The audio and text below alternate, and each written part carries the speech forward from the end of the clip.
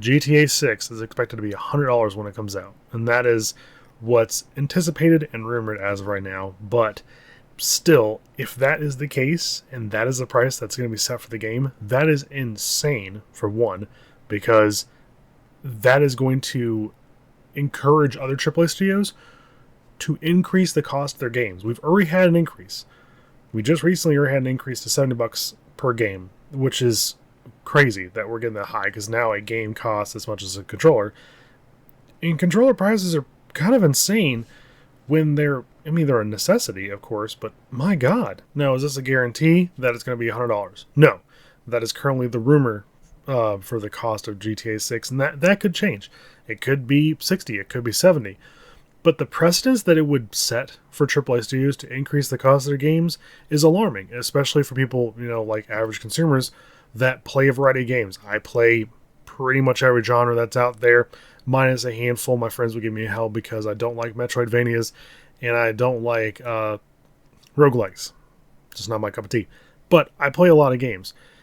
For people that just play GTA Online, play COD, FIFA, Madden, the handful of or just Battlefield, the handful of games that they're interested in, that's great. This is probably the one game you're going to buy next year, or maybe this second or third, or this year. But the precedence that it sets for a lot of AAA studios to increase their prices when quality in AAA has gone down significantly. You've already seen a lot of the news where a lot of companies have had to cut down their stuff. Ubisoft has come down a lot in their things. And they've killed studios. Games have not been doing so well. You see Don't Nod's had issues recently with a game called Lost Something, a game that I never even knew was coming out. Just came out, bombed, and that was it. BioWare is having problems. Dragon Ages did terribly. The fear of that horrible launch and run of that game seeping into Mass Effect is becoming a concern.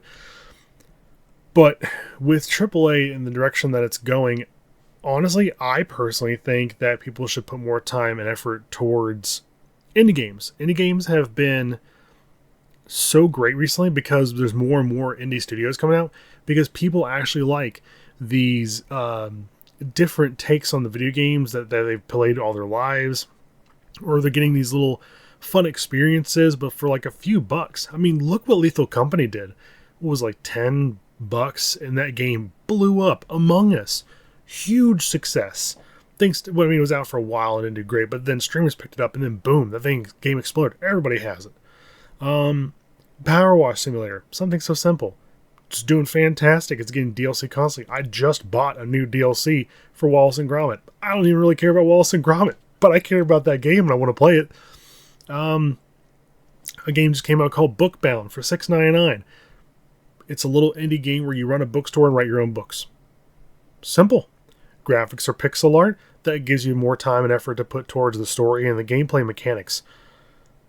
It's doing great. It's sold a decent amount of copies, and for the studio, for the people that worked on it, they're probably like, man, this is great. We're doing well, because small studio doesn't need crazy sales to continue and make their money back and make their living. Look at what Stardew Valley did. Look what ConcernedApe did with that game. It's one of the biggest games that we've ever had release in the last, I guess now it's been decades. I think it came out 2016. God, I hope I'm having to recorrect myself that bad on editing. But indie games are becoming the mainstream, which is hilarious because they're indie. AAA is supposed to be mainstream. Indie is supposed to be just this back end bundle of cheaper games from small studios, but indie is becoming more and more prevalent, and more people are picking up indie because you got so many studios, and they're building a bunch of weird, wacky, fun games with really cool ideas. Supermarket Simulator, that game's not perfect by any means. It blew up. I want to play it because it looks fun.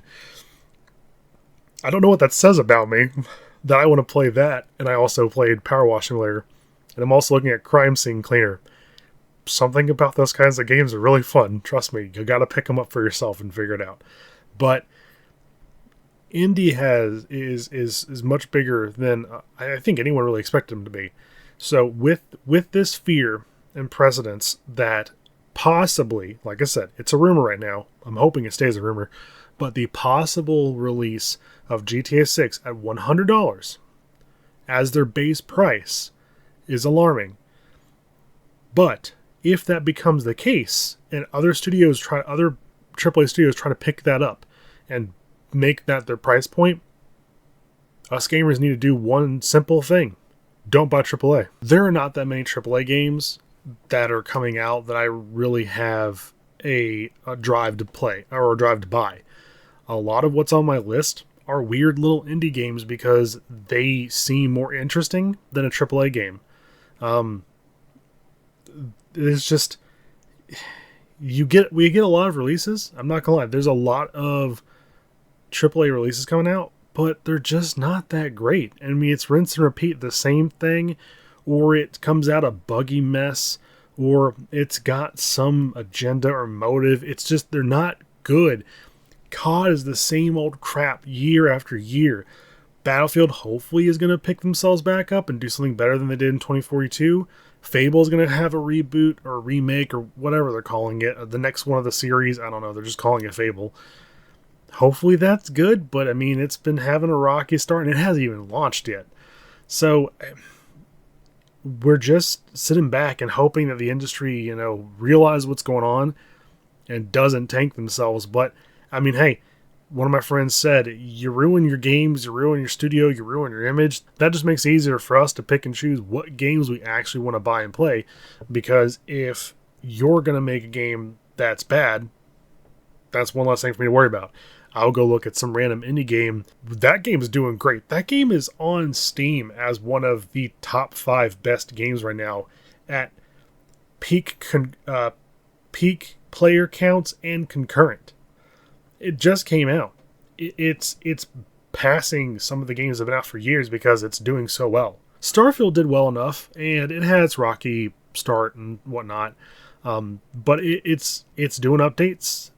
They've made posts saying, we're keeping up with what you're saying, we're listening to your feedback, we're going to release more content.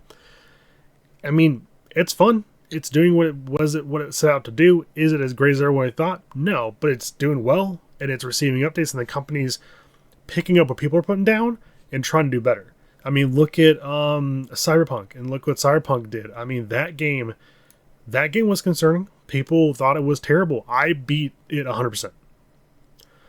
I did 100% of that game before all the major updates came in. And I ran that game on low, medium settings, but I had a blast. The game was fun. That's the point. The games should be fun. Indie games do great because it's a small team that have a passion for that game or passion for game development, period.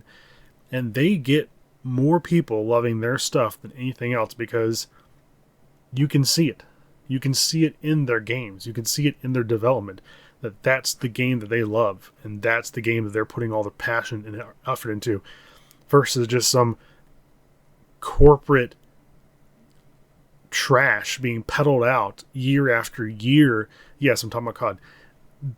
You don't get heart and soul in the game anymore. I mean, it's not longer a passion project. You're just in a corporate job where you make art. And it's not heart-filled art. It's not soulful art. It's not passion project art. It's not the way it used to be. Back in the day, games had to come out fantastic. Now they come out broken, buggy, updated. Have to have ungodly amount of updates to get going because you create an IP or you've created an image as a studio that people are like, oh, they'll buy my crap regardless. Push it out. It's probably going to need like 1,000 updates before it's done, but who gives a shit? The consumer will care. We do give a crap.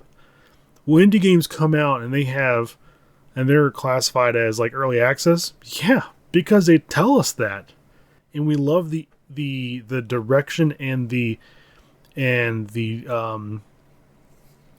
dream that the person has that's for that game, that studio has for that game.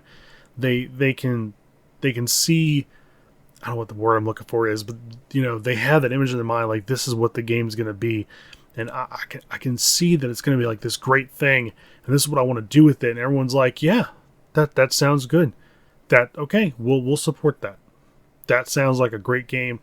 We will back that up with our money, and we will support your game, even if it's an early access. AAA studios like, look at this great big game, $60-70. It's going to do phenomenal, and it's going to be this great piece of art.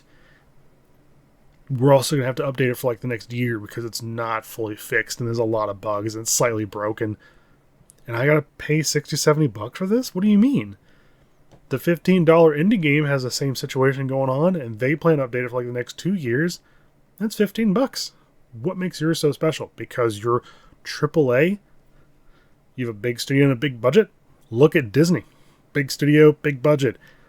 Some of their movies are flops. Some of their TV shows are flops because they just don't do well. You don't make good content. You're just putting out trash. So hopefully GTA 6 does not come out $100, because if it does, the precedence it's going to set is going to suck. But I think it's the perfect time for indie to be front and center, the top dog, the thing that people are like, yeah, I'm going to do indie because indie is significantly better. And that's what people need to focus on. People need to focus on indie more than they focus on AAA, because indie honestly is better than everything else. Thank you so much for watching. Hope you enjoyed. Tell me what you think about indie titles, what indie games you're into, what games you're loving. Is there a AAA game that you're interested in, that you're looking forward to? And if so, what is the reason why? I mean, if it's just, like for me for the longest time, people were shitting on Assassin's Creed games. I was like, I'm going to buy the next one because I'm just a Ubisoft fanboy. But now I see where they've kind of fallen off, and it's disappointing, but it is what it is. So, thank y'all so much for watching, and I'll see y'all in the next video. Bye.